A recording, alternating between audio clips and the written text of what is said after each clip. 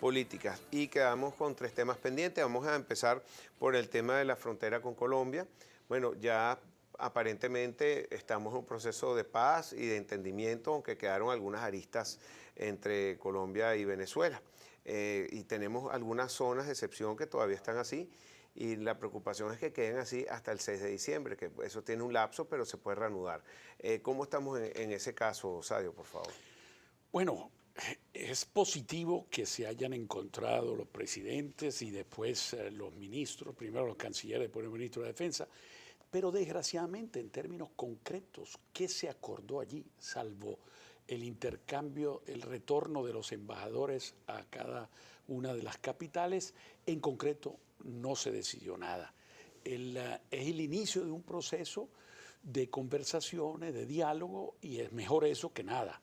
Evidentemente, mejor eso que estar hablando de guerra, como se en un momento determinado se estuvo hablando, en una frontera además tan viva, repito, es una de las más vivas, seguramente la más viva del continente americano, con excepción de la de Estados Unidos y México.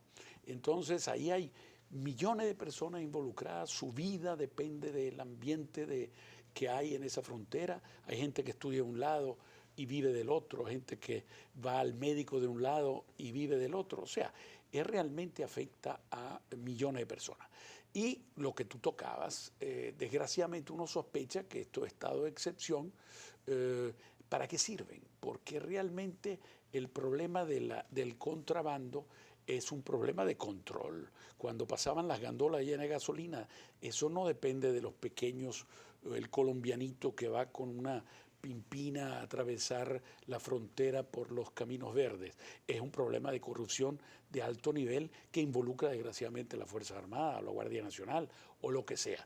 Pero lo que sí es cierto que ese es el problema. No se resuelve con estado de excepción. El estado de excepción desgraciadamente puede afectar, como tú decías, ¿será que eso es para amedrentar al elector? Espero que no, espero que todo esto se resuelva antes, pero desgraciadamente queda esa duda. Queda esa duda para el 6D. También quería saber tu opinión, este caso de Guatemala, único que hemos visto, inédito, donde sale un presidente al mando y por un juicio de corrupción. Tú conoces ese proceso. ¿Qué fue lo que pasó ahí? ¿Cómo pueden sacar hoy en día un presidente? Porque generalmente está muy protegido. Así es, así es. Es un caso, un presente muy interesante. Yo fui embajador en Guatemala, por cierto, por muchos años, y ahora regresé precisamente en estos días a visitar amigos, etcétera, y me encontré con esta situación. Y se debe, yo repito, primero, esto se puede dar solamente en un país donde hay separación de poderes, porque fue la fiscal general de la República que indició primero a la vicepresidente y después al propio presidente, y un poder judicial autónomo e independiente que decidió la salida de indiciarla no solamente, sino de acusarlo, y después un Congreso que también les quitó la inmunidad. Pero todo esto hay que entenderlo con un fenómeno particular de Guatemala, que quizás es un presente muy interesante. Desde 2006 para acá, en Guatemala, hay una comisión que se llama CICIG, Comisión Internacional para enfrentar la impunidad en Guatemala, CICIG. Esa es una comisión internacional nombrada por las Naciones Unidas. Hay un acuerdo, lógicamente, entre el Estado y las Naciones Unidas, y es totalmente independiente y es financiada por los Estados Unidos, por las Naciones Unidas, perdón, y eso ha posibilitado que en un Estado débil, como son muchos los países latinoamericanos, que tienen dificultades, las policías, muchas de esas penetradas por el narcotráfico y por la corrupción, nunca consiguen las pruebas para presentar al fiscal y después al Poder Judicial.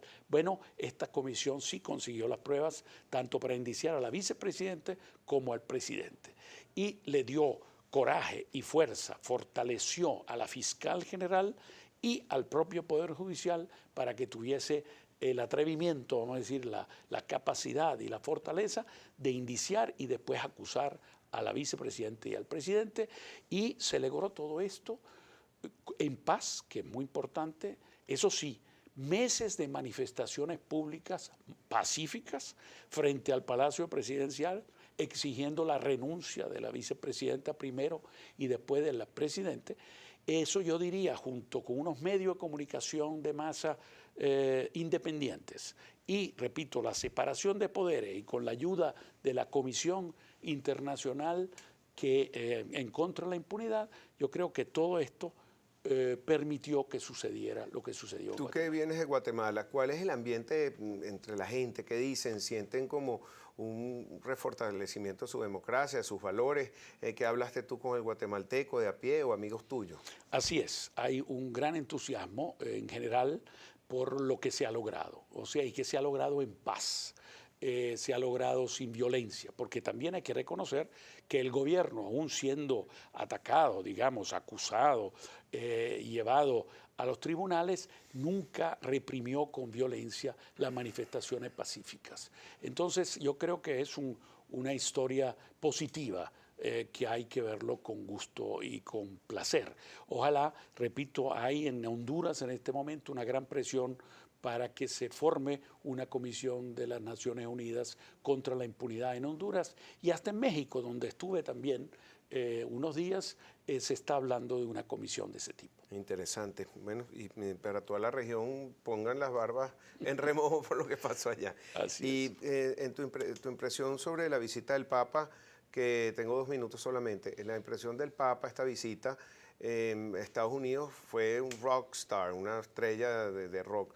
En Cuba hay distintas opiniones, porque hay unos que dicen, está bien, él no es un líder político, él es un líder religioso, pero hay otros que han reclamado que no se reunió con la disidencia, que no se reunió con opositores y que él vio de cerca gente que se le acercó que, bueno, por protocolo, por todo lo tuvo que rechazar.